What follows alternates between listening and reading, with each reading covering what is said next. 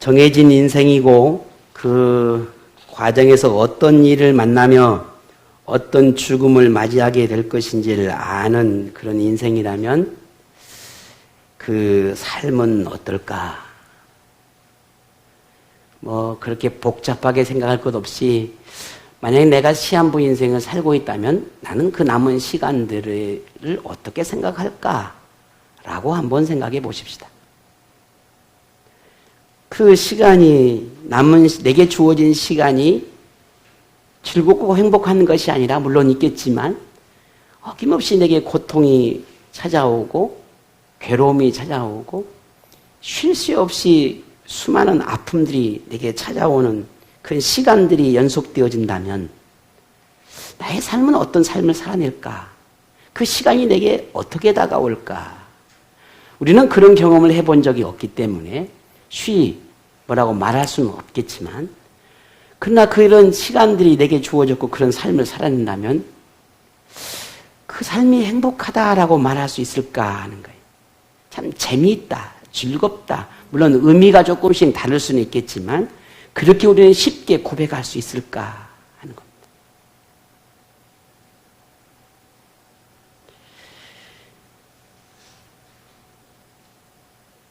가끔 TV나 이런 걸 보면 그런 시한부를 사는 사람들의 삶을 이렇게 보여주는 경우들이 있죠. 보면 참 눈물 겹도록 힘든 삶을 살아내는 사람들을 참 보지 않아요.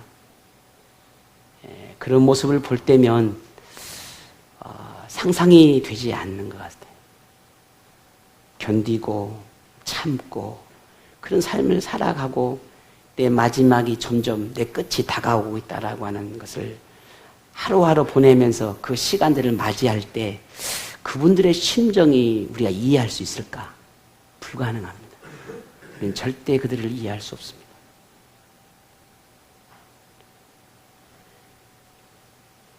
오늘 저와 여러분이 내가 그 사람이었다면, 내가 그런 삶을 살고 있다면 나는 내게 주어진 인생을 어떻게 살아갈 것 같습니까? 세상에서 유일하게 하나님께서 이 땅에 보내신 삶의 목적을 분명히 알고 그 뜻을 완벽하게 이루신 분이 예수님이십니다. 비록 그 삶의 과정이 고난과 고통으로 가득했지만 그럼에도 불구하고 그 길을 마다하지 않고 가십니다. 이분이 예수님이거든요. 영적인 삶을 살고자 하는 수많은 그리스도인이 자신에게 주어진 삶의 목적을 발견하고 그 뜻에 따라서 하나님이 원하시는 그 삶을 살고 싶어하는 이 영적인 욕구를 가지고 살아가는 그리스도인이 참 많아요. 그런데 그것이 그렇게 살아간다는 것이 결코 쉽지 않다라고 하는 사실을 깨닫는 것은 그렇게 많은 시간, 많은 날이 필요하지 않습니다. 금세 깨닫게 되고 알게 됩니다. 충돌하고 부딪히는 것들이 너무 많기 때문입니다. 그래서 고난과 시련 앞에서 넘어지고 쉽고 편리함의 유혹에 무너지고 세상과 사탄의 미혹에 포기하는 경우가 허다합니다. 결국 선택한 것은 적당하게 신앙생활을 하는 것으로 전락하게 되거나 심지어 어떤 사람은 세상으로 돌아가는 경우도 적지 않습니다. 지금이 그렇습니다.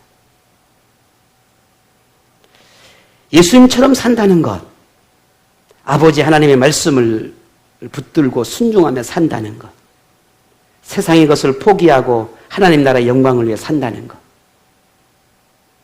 넓고 편한 길보다 좁고 힘든 길을 간다는 것, 정말 우리가 마음먹은 거나 결단하고 생각하고 정말 수없이 많은 반복되는 의지를 불태우르지만 그럼에도 불구하고 우리는 불가능하다는 것을 깨닫게 됩니다. 저도 마찬가지죠. 그러나 우리에게 설령 힘듦이 거듭될지라도 포기할 수 없는 분명한 이유가 있습니다. 우리가 이 믿음의 길을, 이 신앙의 삶을 살아내야 하는 분명한 이유가 있다는 거예요. 그 이유를 우리는 알아야 합니다. 넘어질지라도, 쓰러질지라도, 실패하고 좌절을 경험할지라도 다시 일어나야 하고 다시 도전해야 하고 다시 그 믿음의 길을 가야만 하는 분명한 이유, 그 이유가 있습니다. 여러분은 그 이유를 알고 계십니까? 그 이유를 찾으셨습니까? 자, 그렇다면 예수님의 제자는 어땠겠습니까? 직접 예수님의 말씀을 배우고 보고 깨닫고 느꼈던 그들은 자신이 왜 예수님이 원하는 그 제자의 삶을 살아내야 하는지 그 이유를 알고 있었을까? 어느 날 예수님이 제자들에게 종교 지도자들에 의해서 자신이 고난을 받고 죽게 될 것이고 그리고 그 이후에 3일 뒤에는 내가 살아나게 될 것이다 라고 하는 말씀을 처음으로 하십니다. 그게 오늘 본문입니다. 그전에는 그렇게 그런 말씀들이 없으셨어요. 갑작스러운 이런 예수님의 말씀이 제자들에게는 그야말로 뜬금없는 소리로 들렸을 것입니다. 그동안 예수님과 함께 시간을 보내면서 이렇게 지냈지만 그렇게 힘든 일이 있었지만 고난이라고 느껴본, 고난이라고 생각될 만한 그런 일은 아마 없었을 것입니다. 그러니 더더욱 이 예수님의 말씀이 이해할 수가 없었을 것입니다. 더욱이 예수님이 죽게 될 것이라고 하는 것도 죽은 뒤에 삶에 대해 다시 살아난다라고 하는 것도 참 이해하기가 힘들었을 것입니다. 설령 그러한 삶이 예정되어 있고 그걸 알고 계신다면은 굳이 그 길을 왜 가려고 하는 걸까?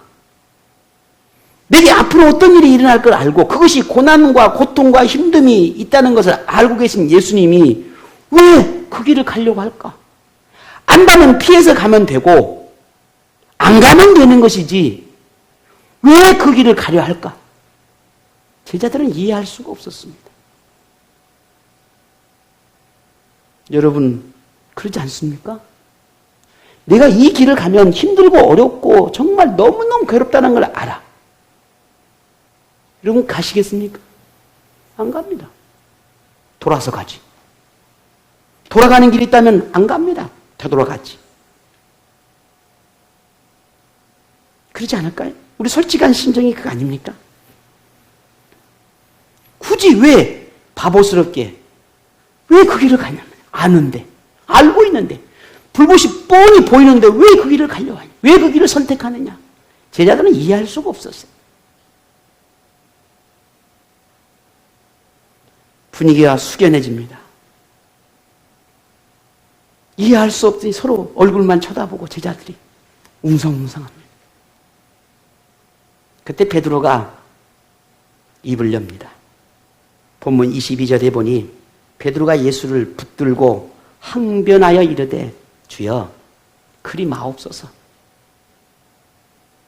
일이 결코 주에게 미치지 아니하리이다. 무슨 말입니까? 주님 안 됩니다. 주님에게 이런 일이 일어나서는 절대로 안 됩니다. 주님에게 이런 고난이 다가오고 고통의 길이 있다는데 절대 그걸 우리는 용납할 수가 없습니다. 혹여 종교 지도자들이 주님을 그렇게 고통스럽게 한다는데 우리가 그걸 막겠습니다. 그런 일이 없도록 우리가 가만히 두지 않겠습니다. 라고 하는 말입니다. 베드로가 뭔가 의협심에서 강력한 의지를 예수님께 보입니다. 당연히 제자라면 스승님이 어렵고 힘든 길을 간다는데 그리고 종교 지도자에서 그런 고통을 받는 날이 온다는데 제자로서 가만히 있겠냐는 거예요. 할 수만 있다면 그런 일이 없도록 하겠다는 거 아니겠습니까? 정말 박수를 칠 일입니다. 멋집니다. 제자들도 베드로의 말을 듣고는 야, 주님 맞습니다. 베드로의 말이 옳습니다. 주님에게 그런 일이 일어나면 안 되지요. 절대 그래서는 안 되지요. 저도 베드로처럼 그런 일이 없도록 저도 돕겠습니다. 저도 그렇게 하겠습니다. 저도 그렇게 하겠습니다. 제자들이 지금 이렇게 말하고 있는 겁니다.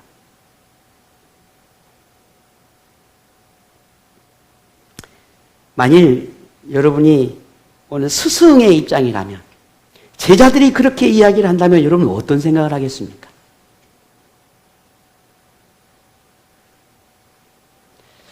제자들의 그런 뜨거운 반응에 감격스럽고 감동스럽고 눈물이 날 정도로 정말 고마운 마음일 것입니다. 앞으로 내게 어떤 일이 다가오고 어떤 힘든 일이 다가올 걸 내가 알고 있는데, 그런 일들을 내가 생각할 때면 참 마음이 무겁고 사실 힘듦이 너무 큰데, 제자들이 와서 아닙니다 선생님, 제가 그런 일 없도록 하겠습니다, 돕겠습니다, 네가 어떻게든지, 얼마나 큰 위로와 격려가 되겠습니까? 우리라면 그렇습니다. 저라면 그렇습니다. 그 말이 그렇게 힘이 될 것입니다. 얼마나 마음에 용기가 나고 힘이 나는지 모릅니다. 그럴 것입니다. 근데 예수님의 반응은 상상을 초월합니다. 뭐라고 말합니까? 베드로를 향해서 오늘 23절에 이렇게 말합니다. 우리 같이 읽어보겠습니다. 예수께 돌이키시며 베드로에게 이르시되 사단아 내 뒤로 물러가라. 너는 나를 넘어지게 하는 자로다. 내가 하나님의 일을 생각하지 아니하고 도리어 사람의 일을 생각하는도다 하시고. 아멘. 요즘 코로나를 보내면서 참 많은 우리 여러분, 우리 성도님들이 저를 위해서 기도하고 또 갖가지 참 죄를 생각하고 마음을 생각해서 참 따뜻한 말씀들도 해주신 분들이 참 많습니다. 물론 그렇습니다. 감사하고 고맙죠. 격려해 주는 것도 감사하고 큰 위로가 되고 힘이 되는 것도 사실입니다. 물론 지금도 그런 마음을 붙잡고 있기 때문에 어쩌면 이런, 저도 그렇고 여러분도 그러고 우리가 함께 이런 시기들을 좀 견뎌내고 있는지도 모릅니다. 자, 오늘 예수님은 베드로에게 그렇게 말하는 겁니다. 사단아, 아니 왜 하필이면 여기서 야 베드로야 라고 말씀하실 수도 있잖아요. 야 베드로야, 너 말은 참 고맙다. 그런데 말이야 라고 하지 않았다는 거예요. 다짜고짜 사단아 라고 말합니다. 제자들은 예수님을 생각하는 마음에 자신들은 그런 강한 의지를 보였는데 오히려 책망하시는 예수님의 그 말씀에 당황할 수밖에 없었습니다. 베드로는 예수님의 그 책망함이 황당하게 들렸는지도 모릅니다. 자신의 말이 사단으로 불릴 만큼 그렇게 잘못된 것인가? 라고 의아심이 생겼는지도 모릅니다. 그러나 예수님께서 베드로를 그토록 책망하신 이유는 분명했습니다. 예수님이 고난과 죽음이 하나님의 일이 아닌 사람의 일로 생각하는 그들의 모습은 책망받을 수밖에 없다라는 거예요. 무슨 말입니까? 예수님이 받아야 하는 이 고난, 예수님이 받아들여야 할 이 십자가의 죽음, 그리고 부활하신 이 모든 과정은 하나님께서 정해놓은 거라는 겁니다. 그러니 누구도 거스를 수도 없고 그걸 바꿀 수도 없다는 겁니다. 심지어 예수님마저도 말이죠.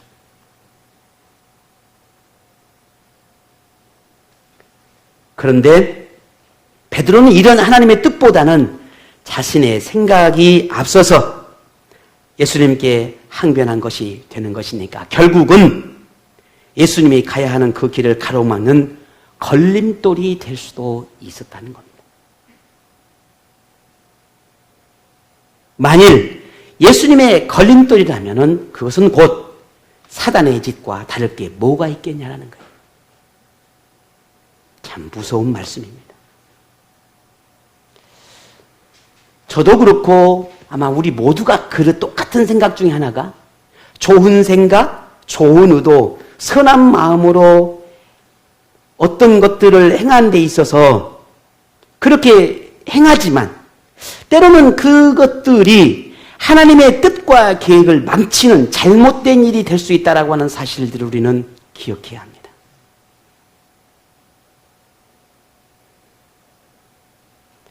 우리 눈에는 뭔가 바뀌어야 하겠고, 그러면 안 되겠고, 이렇게 해야 되겠고, 저것이 더 좋고, 이것이 당연하고 마땅한 것처럼 보이지만 그 또한도 우리가 알 수 없는 하나님의 뜻이 숨겨져 있다는 겁니다. 우리의 이성이나 지성이나 상식에 어긋난 것처럼 보여도 때로는 그것이 하나님의 계획일 수가 있다는 겁니다. 만일 하나님의 뜻과 계획하심이 있는 하나님의 일보다 나 자신의 생각에서 나오는 사람의 일을 먼저 생각한다면 이것은 단지 실수의 차원이 아니라 하나님의 행하실 일을 거스르게 하는 회방꾼이 될 수도 있다는 것을 우리는 잊지 않아야 합니다. 요즘 시국을 돌아가는 걸 보면서 정말 날마다 걱정이 쌓여갑니다. 최근 지난 10일자로 정부에서 코로나 대책에 대한 그 대책 방안을 내놨는데 그 중에 특별히 교회를 향한 방안을 내놨습니다.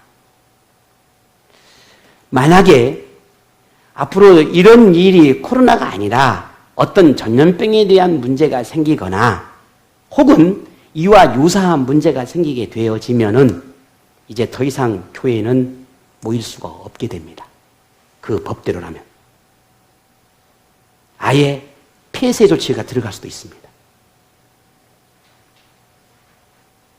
지금은 20% 혹은 30% 혹은 일부 하나하나 어느 한 부분에만 이제 강경보다는 권면의 정도로 이렇게 하십시오, 이 정도만 하십시오라고 하는 방안을 지금까지 해왔습니다. 그날 지난 10일자로 엊그제입니다. 이게 정식으로 국회에 상정이 됐습니다. 만일 이것이 통과가 되어지면 앞으로 우리는 교회가 전염병이 되면 폐쇄됩니다. 모일 수가 없습니다.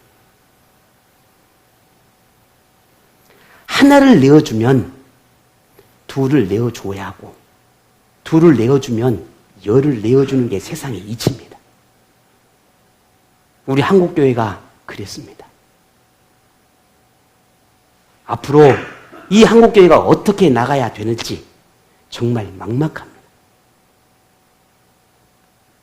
그게 뭐 그리 중요하냐고 지금은 생각하는지 모릅니다. 그러나 지난 1년 반을 돌아오면서 우리는 그랬습니다. 지금 보세요. 앞으로 어떤 일이 날지. 제가 처음부터 여러분에게 말씀을 드렸습니다. 우리는 포기하지 않아야 할 것이 있고 결코 지켜내야 할 것들이 있다. 근데 지금 1년이 넘고 1년 반이 돼가면서 보십시오. 앞으로 어떤 일이 날지. 이게 지금 세상이 돌아가는 시국입니다. 정말 우리가 정신 차리지 않으면 정말 이렇게 흘러갈 수 있는 그런 시대가 아니에요. 그런 상황이 아닙니다. 정말 눈 크게 떠야 합니다.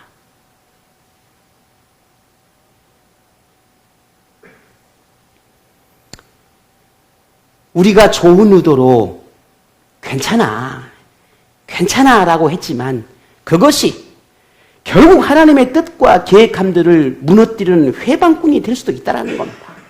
이걸 잊으면 안 됩니다. 그런데 문제는 뭡니까? 우리가 무엇이 하나님이 원하는 것인지 무엇이 사람의 일인지를 확연하게 분별해낼 수 있는 그런 구분할 수 있는 능력이 부족하다는 게 문제입니다. 기도하고 무릎을 꿇고 하나님께 묻고 성경을 뒤적거리고 찾아봐도 사실은 분간하기가 힘든 게 우리 한계. 복씨가 너 이렇게 하면 좋겠다. 그냥 음성으로 들려주시면 얼마나 감사하겠습니까? 그래 안 해. 그러면 고민하고 할 필요 뭐 있겠습니까? 묻기만 하면 되는데. 문제는 우리가 지혜가 필요하고 우리 하나님께 묻는 이 영적인 기도가 더더욱이나 지금 사라져가고 있다는 거예요. 지난주 사사기를 통독을 하면서 제목이 뭐예요? 사사기 가장 중요한 핵심이 자기의 생각에 자기의 속에 옳은 대로 행하였더라 라는 시대거든요.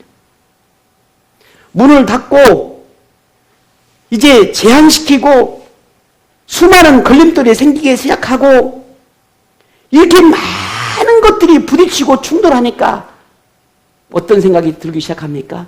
내 생각에 옳은 대로 행하였더라는 시대가 되기 시작하는 겁니다. 왜? 하나님이 원하시는 걸 붙잡고 사면 그 다음에 어떤 일이 일어날 걸 뻔하게 불보듯 보이기 때문입니다. 다툼이 일어나고 싸움이 일어나고 싫어하는 것들이 일어나고 뭔가 어둠이 찾아올 것 같고 뭔가 힘들게 찾아올 것 같거든요. 그러니 내 생각에 옳은 대로 행하기 시작하는 겁니다. 지금이 그렇습니다.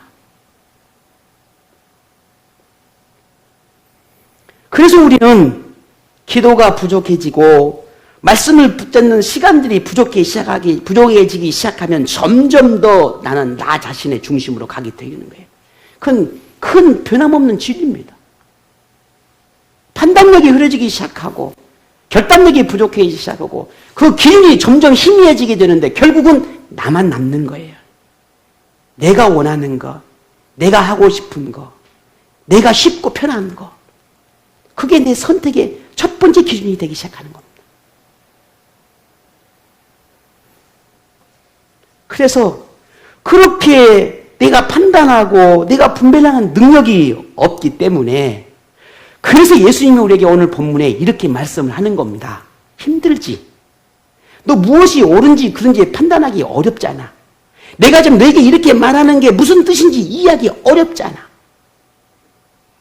그리고 오늘 이렇게 말합니다. 24절입니다. 같이 한번 읽어볼까요?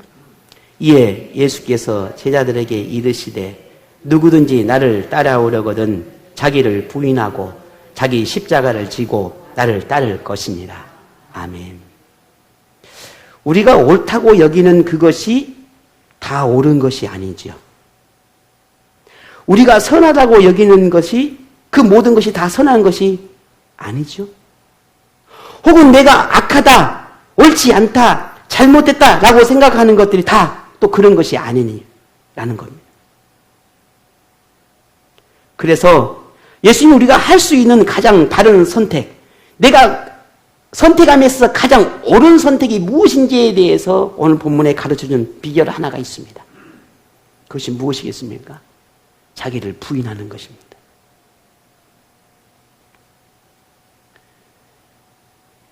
부인한다라고 하는 말은 지나치게 자신의 생각과 판단을 신뢰하지 말아라 라는 겁니다. 자신을 판단과 생각들을 신뢰하는 것을 금해한다 하는 말이 부인한다는 말이에요. 부인한다라고 하는 말은 나의 생각에 나를 향한 나의 생각과 나의 고집과 내 자신을 향한 그 어떤 것에 대해서 안 돼! 라고 말할 수 있는 것이 거절할 줄 아는 것이 부인하는 겁니다. 예수님이 이렇게 말하는 겁니다. 만일 네 생각이 떠오르거든 안 돼! 라고 거절할 수 있어야 된다. 이게 하나님의 뜻인지 아닌지 분별하기 힘들 때 너 자신을 판단과 너 자신의 생각과 의지를 너무 신뢰하지 말아라 하는 거예요. 그러면 우리는 그래도 조금은 하나님 앞에 하나님의 뜻에 따를 수 있지 않겠냐라는 거예요. 완벽하지 못한다 할지라도. 이게 부인하라라고 하는 의미입니다. 그런 태도를 가진 사람이 하나님의 일을 먼저 생각하는 사람이고 그런 태도를 가지고 살아가는 사람이 주님을 넘어지게 하지 않는 제자의 모습이다 라고 말하고 있는 것입니다. 이번 사순절에 제가 처음 말씀드렸듯이 40일 동안 여러분에게 말씀을 묵상했으면 좋겠다라고 하는 그 매일매일의 말씀들을 제가 40가지 말씀을 여러분에게 나눠드렸습니다. 그 말씀을 매일 저도 보면서 이번 주 하나님께 주시는 말씀이 무엇인지를 그 사순절 말씀 가운데 찾아서 오늘 제가 말씀을 나눕니다. 주일마다. 물론 모든 말씀이 소중하고 귀하죠. 저는 또 기도합니다. 하나님, 우리에게 필요한 양식이 무엇입니까? 또 기도하고 또 하나님께 묻습니다. 우리에게 필요한 양식, 내게 필요한 양식, 이 생명나무 공동체에 필요한 양식, 이 시대에 필요한 양식이 뭡니까?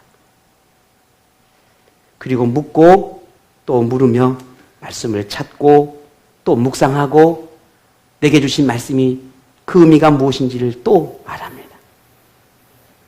저는 오늘 이 본문의 말씀을 묵상하면서 참 귀한 깨달음을 주신 것 가운데 하나가, 내 자신의 내 내면 속에서 흘러나오는, 내 내면 속에서 끌어오르는 그 어떤 것들을 거절할 수 있는 용기가 참 필요하구나.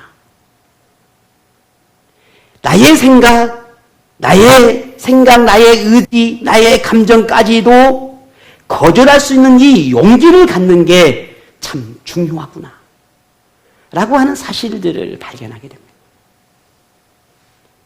저 자신도 그렇지만 사실은 그렇지 않습니다. 저도 늘 넘어지거든요. 왜냐하면 이미 내 안에서, 내 생각 속에, 내 감정 속에서 끌어오르는 것들은 다 누구를 위한 것입니까? 나를 위한 것이에요. 대부분이에요. 근데 그것을 안 돼! 라고 거절하는 게 쉽냐? 절대 쉽지 않습니다. 너무너무 힘듭니다. 그렇지 않습니까? 근데 그 믿음의 용기가 필요하더라는 겁니다. 왜? 그래야만 하나님께 집중하게 되기 때문입니다. 그래야만 하나님께 나갈 수 있고, 그래야만 하나님께 기도할 수 있기 때문입니다. 자신의 부족함을 인정할 때 하나님을 바라봅니다. 자신에게 관대한 사람은 자신을 높이 평가하지만 자신에게 안 돼! 라고 말할 수 있는 사람은 하나님의 뜻을 묻습니다. 자신을 높이는 사람은 사람도 하나님도 넘어지게 하는 회방꾼이 될 수도 있지만, 자신을 낮추는 사람은 사람도 예수님도 빛이 나게 하는 참 제자가 됩니다. 베드로에게 필요한 것은 의협심이 아니었습니다. 예수님이 받게 되는 고난과 죽음의 그 의미를 더 알고 싶고 더 깨닫고 싶어하는 영적인 노력이 더 필요했습니다. 왜 베드로와 제자들에게 아직 오지도 않은, 이제 미래에 있을 그 고난과 죽음을 왜 지금 미리 말씀하실까? 그 이유와 목적이 뭘까? 를 알고 싶어하는 갈망함이 이들에게 필요했습니다. 왜냐하면 예수님께서 이렇게 자신이 앞으로 다가올 힘들고 고통스러운 일들을, 십자가의 죽음을 미리 말씀하신 그 이유와 목적이 뭐였냐면, 너희와 함께 자기 십자가를 너희가 지고 네가 져야 할 그 십자가를 지고 나와 함께 따라야 하기 때문이다 라고 하는 것을 말씀하고 싶었기 때문입니다. 예수님을 따르는 참 제자라면 예수님과 영광도 받아야 하겠지만 영광뿐만 아니라 고난도 함께 할 수 있어야 한다라고 하는 것을 이 제자들에게 깨닫게 하고 싶었습니다. 그 고난은 목숨까지도 위협받는 순간이 찾아올 것이고, 그럼에도 기꺼이 감당할 수 있어야 되지 않겠느냐라고 하는 그 교훈을 주고 싶었던 겁니다. 그러니 그걸 알지 못하는, 깨닫지 못하는 베드로는 안 됩니다. 절대 그 길을 갈 수가 없습니다. 제가 그 길을 갈 수 없도록 제가 막겠습니다라고 밖에는 말할 수밖에 없었던 거죠. 그래서 예수님이 이어서 25절에 이렇게 말씀하는 겁니다. 누구든지 제 목숨을 구원하고자 하면 잃을 것이요, 누구든지 나를 위하여 제 목숨을 잃으면 찾으리라. 아멘.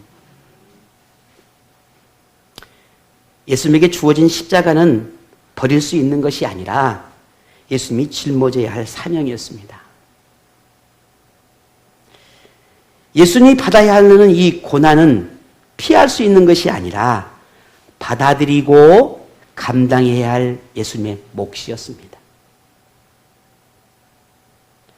예수님의 목숨은 지키는 것이 아니라 오히려 천하를 위해서 버려야 하는 것이었습니다. 예수님에게 고난, 십자가, 죽음은 부끄럽고 수치스러운 것이 아니라 하나님의 영광을 드러내는 것이고 하나님의 뜻을 완수하는 것이고 이 땅에 하나님의 임재가 머물도록 영광의 도구가 되는 것이었습니다. 그래서 예수님은 제자들에게 이렇게 말합니다. 본문 26절에 함께 보겠습니다. 사람이 만일 온 천하를 얻고도 제 목숨을 잃으면 무엇이 유익하리요? 사람이 무엇을 주고 제 목숨과 바꾸겠느냐? 아멘. 여러분이 소중하게 생각하고 지키고 싶고 누리고 싶은 많은 것들이 있지요. 물론 저에게도 있습니다. 그 모든 것들을 다 가지고 누리고 이 땅에서 살다가 정작 내가 하나님께 버림받았다면 그게 무슨 소용이 있겠습니까? 아무 소용이 없습니다.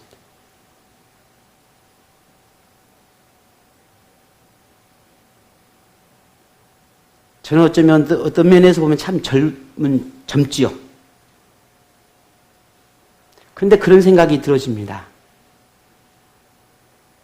내 삶이 10년 뒤에 혹은 20년 뒤에 아니면 하루 혹은 일주일 내가 지금 누리고 지키고 소중하게 내 인생에 가치 있게 그 어떤 것보다 귀하게 여겼던 이 모든 것들을 다 내려놓아야 하는 순간이 반드시 올 건데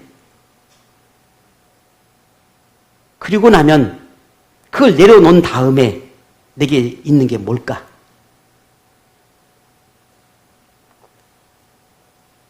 내가 그렇게 붙잡고 내가 그렇게 지키고 싶은 것들을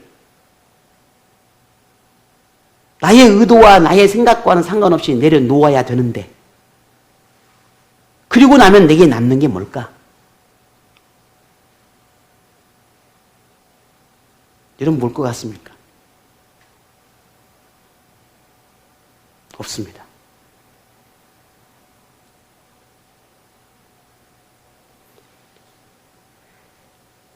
그런 하나님 앞에 우리가 세워져 감에 있어서 만약에 이런 코로나 시대가 오지 않았다면 어쩌면 저 역시도 그렇지만 이런 고민을 안 했을는지도 모릅니다. 그냥 주어진 삶을 충실하게 살아가면 됐을는지도 모릅니다. 그런데 하나님의 뜻이 하나님의 계획이 어디에 있는지 알 수는 없지만 분명한 것은 우리에게는 이게 유익할 수도 있다는 겁니다. 뭔가 하나님의 메시지가 있고 하나님의 계획이 있음을 우리가 본다면 그렇게 피해 도망칠 만한 일은 아니라는 겁니다. 뭔가 찾고 두들기고 뭔가 구해서 거기서 뭔가를 찾아내야 한다는 것이 어쩌면 하나님이 우리에게 주시는 뜻일는지도 모릅니다. 우리는 육체적으로는 예수님과 함께하는 그런 제자들과는 다릅니다. 그러나 성경을 통해서 가르침을 받는 제자인 것은 확실합니다. 저와 여러분이 주님의 제자 아닙니까? 주님의 제자잖아요. 우리는 갈릴리 바다에서 예수님과 함께 배를 타고 기적의 현장에 있고 뭔가 육성으로 예수님의 교육을 받은 그런 제자는 아니지 않습니까? 그러나 성령 하나님께서 말씀하시고 오늘 성경을 통해서 우리에게 깨닫게 하시고 영적인 은혜를 통해서 보게 하고 알게 하고 깨닫게 하고 교육을 받고 가르침을 받는 제자인 것은 분명한 사실입니다.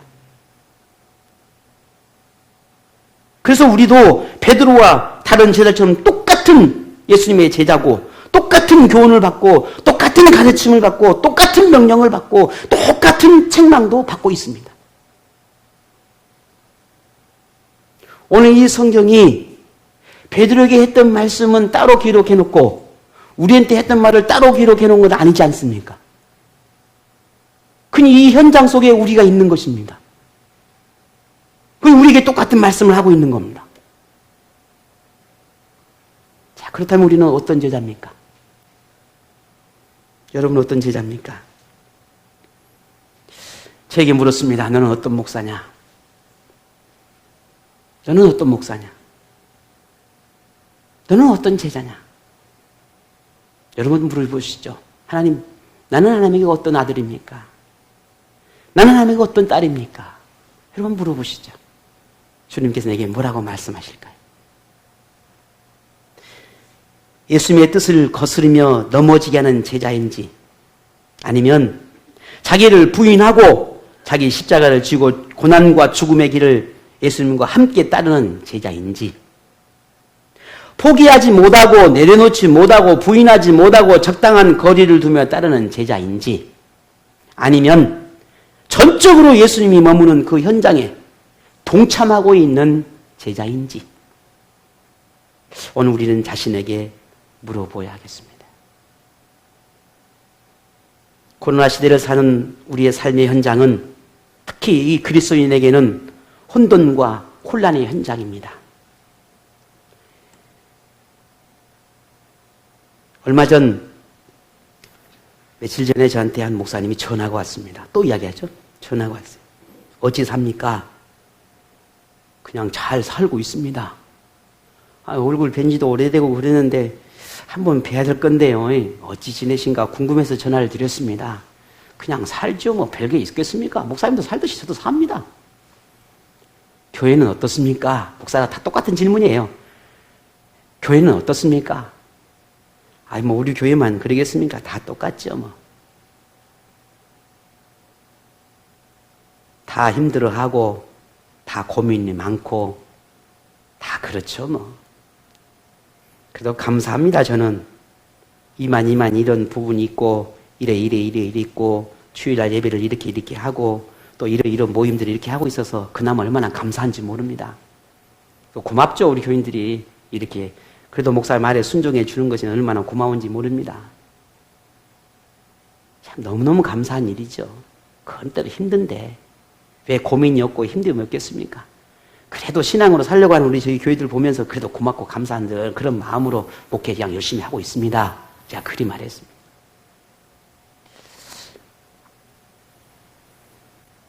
그리고 그분이 저에게 이런저런 말씀들을 고백하는데 차마 여러분에게 드릴 말씀이 아니어서 그냥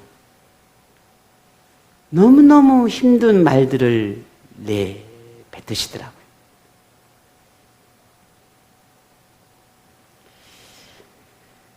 참 어렵고 힘든 혼돈의 시대를 살고 있는 게 분명합니다. 다시 여러분에게 참 고맙다는 말씀을 드리고 싶어요. 너무너무 감사합니다. 정말 고맙습니다. 얼마나 감사한지 모릅니다. 얼마나 고마운지 모릅니다. 하나님의 생각과 사람의 생각이 심각하게 충돌되는 이 현장입니다. 자기의 생각과 주장이 선하다고 생각하며 사람의 생각에 사로잡혀서 하나님의 뜻을 거스리는 사람들과 하나님의 계획을 먼저 생각하고 자신의 주장과 뜻을 꺾고 하나님의 일을 생각하는 참 제자가 뒤엉켜서 살아가는 시대입니다. 그런 상황입니다. 이러한 현실 속에서 우리는 어떤 결단을 해야 하며 어떤 선택을 해야 할까? 정말 매일같이 고민거리로 다가옵니다. 여러분 그러지 않습니까? 예수님은 우리에게 하나님의 일을 생각하라고, 자기를 부인하라고, 자기 십자가를 지고 고난의 길을 함께 가자고 오늘 말씀하고 있습니다. 여러분은 어떻게 하겠습니까? 우리는 두 가지 대답을 할 수 있습니다. 주여, 그리 마옵소서. 주님, 그리 하시면 안 됩니다. 그렇게 할 수가 없습니다. 그러면 안 됩니다. 라고 말할 수도 있고, 주님, 제가 따르겠습니다. 주님, 제가 주님과 함께 그 길을 같이 가겠습니다. 라고 말할 수도 있습니다. 그런데 우리가 왜 예수님을 포기할 수 없는지, 왜 내가 주님 따르겠습니다라고 말을 해야 되는지, 왜 고난을 만나도 헤쳐나가야 하는지, 오늘 우리가 자기를 부인하고 주님을 따르겠습니다라고 고백하며 주님을 따라가는 것이 옳기 때문에 그 옳음을 우리는 왜 선택해야 되는지, 분명히 답이 있고 분명한 결론이 있는데 우리는 그것을 왜 그토록 우리는 선택해야 되는지 우리는 분명한 이유를 알아야 한다는 겁니다. 그래야 우리는 그 길을 갈 수 있어요. 그냥 막연히 무슨 어디 뒷공문이 따라다니듯이 그렇게 따라가서는 금세 우리는 포기할 수밖에 없어요. 그 이유를 분명히 알아야 합니다. 예수님이 원하시는 것이 무엇인지 우리는 알고 있단 말입니다. 예수님이 우리에게 어떤 대답을 원하시는지도 우리는 알고 있습니다. 그래서 그 길을 함께 하자고 우리에게 말씀하고 계시는 거거든요. 너는 여기 잠시 머물러 있어라. 그리고 나는 내가 고난의 길을 가겠다. 라고 말씀하지 않아요. 네가 나를 사랑한다면 나와 함께 영광도 받아야 하겠지만 고난도 함께 받아야 되지 않겠느냐 라고 말하고 있거든요.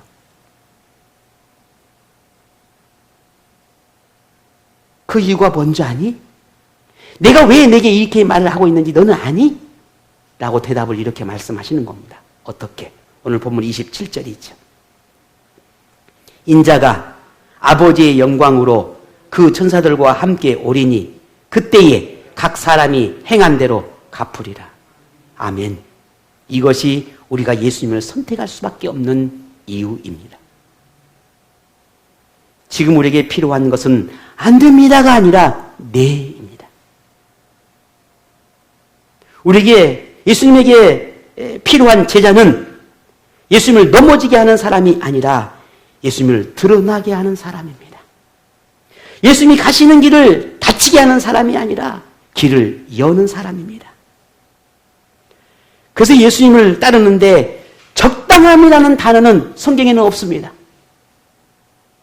제자에게 적당함 없습니다. 존재하지 않습니다. 성경 어디를 봐도 66권 어디를 봐도 단 한 군데도 없습니다. 그러나 제자에게 요구한 건 딱 하나 나옵니다. 그게 무엇입니까? 충성입니다. 순종이에요. 충성. 적당함은 사단의 도구가 될 수 있지만 충성은 예수님의 길을 여는 사람이 될 수 있기 때문입니다. 인생의 모든 과정에 고난이 옵니다. 신앙생활이 절대로 녹록하지 않습니다. 앞으로 주어진 우리에게 허락된 이 인생이 50년이 될지 100년이 될지 우리는 알 수 없습니다. 아니면 10년이 될지 1년이 될지 누가 알겠습니까? 아무도 알 수 없습니다. 분명한 것은 그 시간이 짧든 길든 단 하루 할지라도 우리는 수없이 많은 고민과 갈등, 염려가 수많은 시련들이 찾아옵니다. 그건 어쩔 수 없습니다. 독이나 죽음은 피할 수 없습니다. 인생의 여정에서 우리가 건너야 할 강이 있다면, 넘어야 할 산이 있다면, 견뎌야 할 고통이 있다면, 짊어져야 할 십자가가 있다면 예수님이 받은 그 고난, 예수님이 나를 위해 죽으신 그 십자가의 죽음, 그리고 그 부활의 영광을 생각하시기를 바랍니다. 비록 오늘 우리 자신에게 소중한 것이라도 내려놓아야 한다면, 거절해야 할 유혹이 있다면 오늘 우리가 하나님의 일을 먼저 생각할 수 있는 그런 제자이기를 원합니다. 하나님의 일을 먼저 생각하여 주님의 길을 여는 사람에게는 하나님을 위해 잃은 것은 다시 얻게 할 것이고 버린 것은 다시 갖게 하리라고 하는 이 예수님의 약속의 말씀을 여러분 기억하십시오. 우리는 삶 가운데 늘 그런 경험을 했습니다. 잃어버릴 것 같고 그게 놓아질 것 같아서 그게 내게 너무 소중해서 하나님께 그걸 달라고 구했고 하나님 그걸 주십시오. 내게 너무나 소중합니다. 이 문제가 힘들어 너무 고통스럽습니다. 해결해 주십시오. 라고 해서 하나님께서 해결해 주셨습니다. 그것을 누리고 있고 우리는 살아가고 있습니다. 그게 건강이 되었던 물질이 되었든 직장이 되었든 아니면 우리의 삶의 어떤 부분이 되었든 우리는 그렇게 누리고 살아가고 있습니다. 근데 정작 이제는 그것 때문에 주님을 놓아버린다면, 정작 그것 때문에 주님을 멀리하게 된다면, 정작 그것 때문에 주님과 약속을 깨트려 버린다면 우리는 무엇을 얻을 수 있겠습니까? 참 어렵고 힘든 시대를 우리가 살아가고 있는 건 분명합니다. 그냥 아침만 되고 눈만 떠도 힘들다 소리가 입에서 나오지요. 그러나 오늘 우리가 이 힘든 시기를 극복할 수 있고 우리가 이겨낼 수 있고 다시 거듭나고 새롭게 살아갈 수 있는 힘과 용기는 우리에게 얻을 수 있습니다. 누구에 계세요? 우리 주님에 계세요. 세상 모든 사람들이 힘들다고 말해도, 나도 힘들다고 말해도 나는 다시 일어날 수 있어. 나는 다시 힘을 내서 할 수 있어. 라고 고백할 수 있는 이유가 무엇입니까? 주님 때문 아닙니까? 다른 사람 넘어지고 쓰러지고 있어도 우리는 다시 일어날 힘이 있잖아요. 나를 붙잡아준 주님이 계시잖아요. 그러니 우리 다시 힘을 내고 용기를 내고 주님께서 약속하신 이 약속의 말씀을 붙잡고 예수님이 가는 길을 열어가고 그 길을 예수님과 동행하는 참 주님의 제자이기를 원합니다. 오늘 저와 여러분이 우리 그 길을 마다하지 말고 조금 힘들고 조금 고통스럽고 조금 뭔가 우리에게 불편함이 많이 다가온 것은 너무나 뻔한 일이겠지만 그래도 우리 함께 그 길을 걸어가십시다. 우리 함께 기도하며 우리 함께 말씀을 붙잡고 우리가 함께 서로에게 위로가 되고 격려가 되고 우리가 서로 모이게 힘쓰고 그렇게 믿음 안에서 함께 가십시다. 그러면 하나님께서 분명 말씀하지 않으셨습니까? 주님 오시는 날 그 영광을 내가 내게 주겠다. 주님의 뜻을 회방하고 길을 닫히게 하는 사람이 아니라 주님이 가시는 길을 여는 오늘 여러분이 되시기를 부탁을 드립니다. 그런 제자가 되어서 그런 주님의 자녀여서 하나님의 영광을 마음껏 누리는 복된 삶이 여러분 모든 삶 가운데 일어나기를 주임으로 축복합니다.